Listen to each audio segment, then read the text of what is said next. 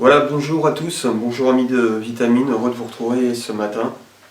Je voudrais partager avec vous et je voudrais vous amener à la suite de Jésus dans l'évangile de Marc, au chapitre 1, au verset 35. Voilà ce qu'il est dit. Vers le matin, pendant qu'il faisait encore très sombre, il se leva et sortit pour aller dans un lieu désert où il pria. Simon et ceux qui étaient avec lui se mirent à sa recherche. Et quand ils l'eurent trouvé, ils lui dirent « Tous te cherchent ». Il leur répondit « Allons ailleurs dans les bourgades voisines, afin que j'y prêche aussi, car c'est pour cela que je suis sorti. » Et il alla prêcher dans les synagogues par toute la Galilée, et il chassa les démons. Voilà, c'est un enseignement important, et Jésus, malgré sa divinité, et malgré qu'il soit fils de Dieu, prenait le temps de prier dans son humanité, de chercher la face de Dieu. Alors qu'il se trouve emporté dans toutes ses activités, on le voit, les disciples, et dans le contexte, Jésus a guéri énormément de malades, et tous le cherchent, c'est ce que le texte dit.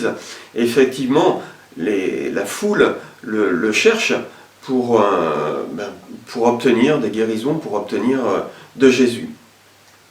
Or, Jésus a un fort besoin de se recentrer à ce moment-là. Et donc, il va prendre un temps et se mettre à l'écart. Et très tôt le matin, alors qu'il fait encore nuit, Jésus va chercher un lieu désert où il pourra se mettre à l'écart sans que personne puisse le déranger.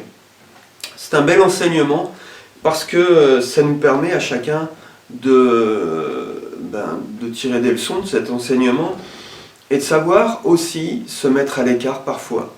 Prendre un temps, malgré les activités quotidiennes, les allants et les venants, les demandes au niveau professionnel, les demandes au niveau des enfants, les demandes au niveau des tâches ménagères, etc. Et bien de savoir, peut-être, parfois, se lever très tôt le matin et décider de se mettre à l'écart. Et d'aller chercher la présence de notre Père Céleste, comme Jésus l'a fait, pour retrouver non seulement sa présence, parce que certainement et vraisemblablement, il en avait besoin, et il avait besoin de se recentrer aussi, de retrouver une direction, de retrouver la direction. Alors que tout ce qu'il faisait n'était pas mal, c'était légitime, il guérissait les malades, il allait au contact de la foule et des gens, mais à un moment il a eu le besoin de se recentrer et de retourner vers son Père. Et là il va recevoir une puissance, et surtout il va se recentrer, il va recevoir une nouvelle direction. Son père, vraisemblablement, va le recentrer, lui dire « Écoute, c'est bien, guérir les malades, effectivement, on ne sait pas ce qui a été dit, et là c'est une hypothèse, mais simplement de lui dire, peut-être, je ne sais pas, ta vocation première, avant tout, même de guérir les malades, c'est de prêcher l'évangile et d'aller ailleurs, et d'aller dans d'autres bourgades qui ont aussi besoin d'entendre le message de la bonne nouvelle. » Eh bien, je vous invite peut-être à retrouver ce chemin et de la présence du Père, de décider un matin de vous lever peut-être 1 heure plus tôt, et là, de chercher sa présence. De chercher sa présence véritablement, et de lui confier ce qu'il y a sur vos cœurs, peut-être votre fatigue. On voit dans d'autres passages, le Seigneur invite lui-même ses disciples, dans l'évangile de Marc au chapitre 6, au verset 31, Jésus leur dit, écoutez, mettez-vous à l'écart, venez vous reposer. Et bien ce repos, on est appelé à aller le chercher dans la présence de notre Père Céleste.